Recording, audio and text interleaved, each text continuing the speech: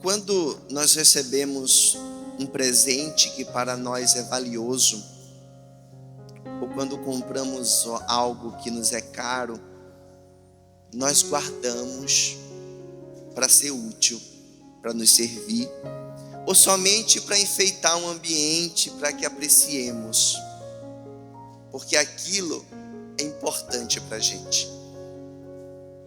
Aquilo nos ajuda a bem viver, aquilo nos auxilia na nossa vida.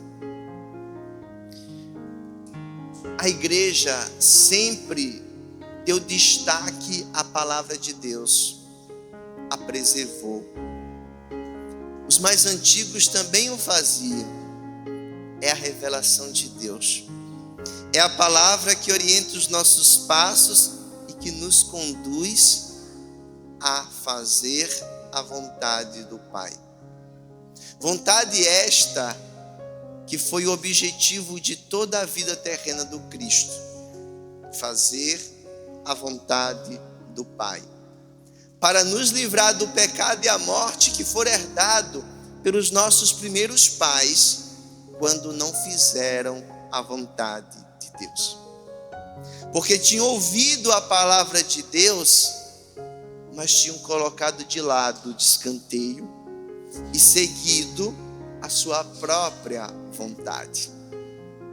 Pois bem, a segunda leitura da missa de hoje nos fala exatamente isto. Aquele, porém, que guarda a minha palavra, o amor de Deus é plenamente realizado nele. Porque a palavra de Deus não é somente algo que o Senhor nos indica para vivermos, mas é muito mais que isto. A palavra de Deus é viva e eficaz, nos diz o salmista. A palavra de Deus é Deus. Por isso que São João, no início do seu evangelho, vai dizer: e o verbo, a palavra, se fez carne e habitou entre nós, fez morada em nosso meio. É o Cristo, a palavra. Portanto, toda a Sagrada Escritura, toda a lei, os profetas e os salmos falam de Cristo. Cristo é o centro e a pessoa. Ele é a palavra de Deus. É o verbo encarnado, aquilo que nos salva, aquilo que nos orienta, aquilo que dá sentido à vida.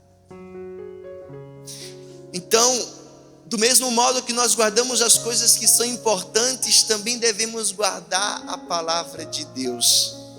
E se amamos a Deus, onde a gente guarda as coisas que amamos? Dentro do coração.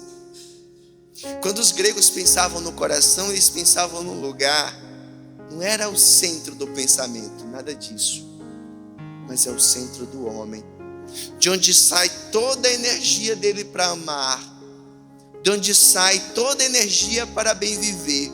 Portanto, se a palavra de Deus está no centro e no coração do homem, é dali que brotará todas as coisas para a vida dele e para a vida dos outros.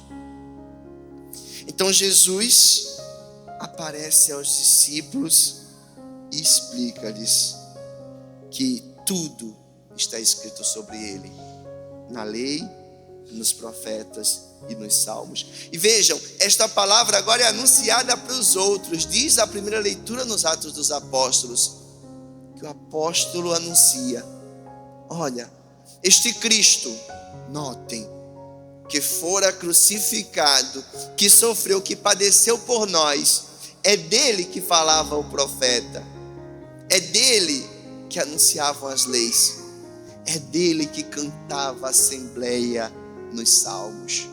É este Cristo, o Cristo que por nós padeceu, o Cristo que ofereceu o verdadeiro, o perfeito sacrifício ao Pai. Porque, meus irmãos, sofrer, todos os homens sofrem, todos. Uns mais, outros menos, alguns de acordo com a sua capacidade, o seu estado, de acordo com a abertura que se dá para tudo isto. Todos os homens sofrem. Mas o sofrimento por si só não salva. Não. O sofrimento por si só não leva ao céu. Mas o que leva ao céu é o sacrifício. E o sacrifício não é feito por qualquer um. O sacrifício só é feito pelos justos. Porque fazer sacrifício é santificar as coisas e as pessoas. Fazer sacrifício é santificar. A própria etimologia da palavra nos indica isso. Sacrifício é o ofício do sacro. Fazer algo santo, sacro, sátir. Então, se eu somente sofro por sofrer, eu não estou fazendo sacrifício. Infelizmente, a gente associa sacrifício a sofrimento e não é a mesma coisa. Não são sinônimos.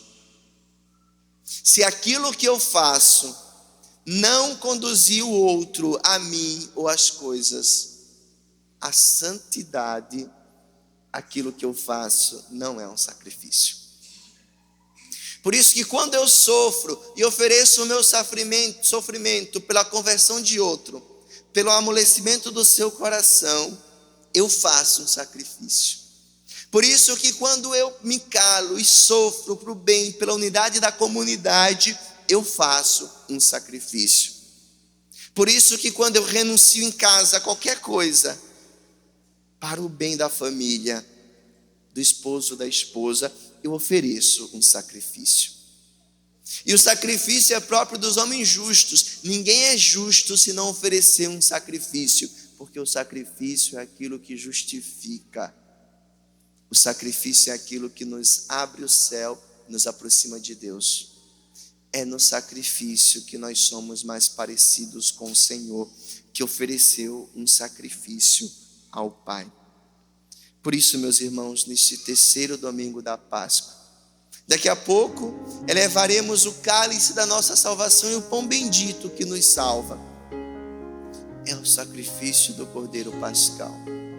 E este Cordeiro aparece hoje no Evangelho com as mãos imoladas, com a ferida do lado, com os pés ainda com as marcas dos cravos.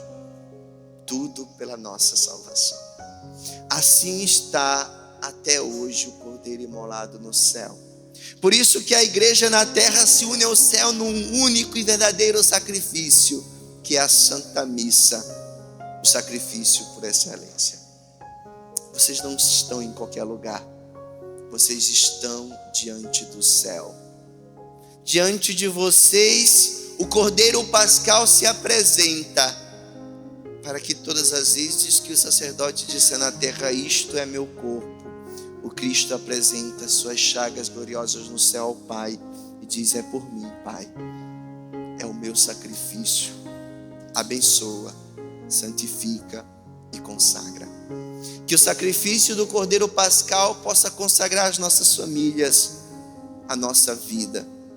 Que este alimento bendito e salutar possa nos dar ânimo e forças para que vençamos todas as batalhas que vêm contra a nossa vida de fé, que vêm contra a nossa caminhada rumo ao céu e quer nos limitar a uma vida sem amor, a uma vida no pecado e uma vida fechada para este plano.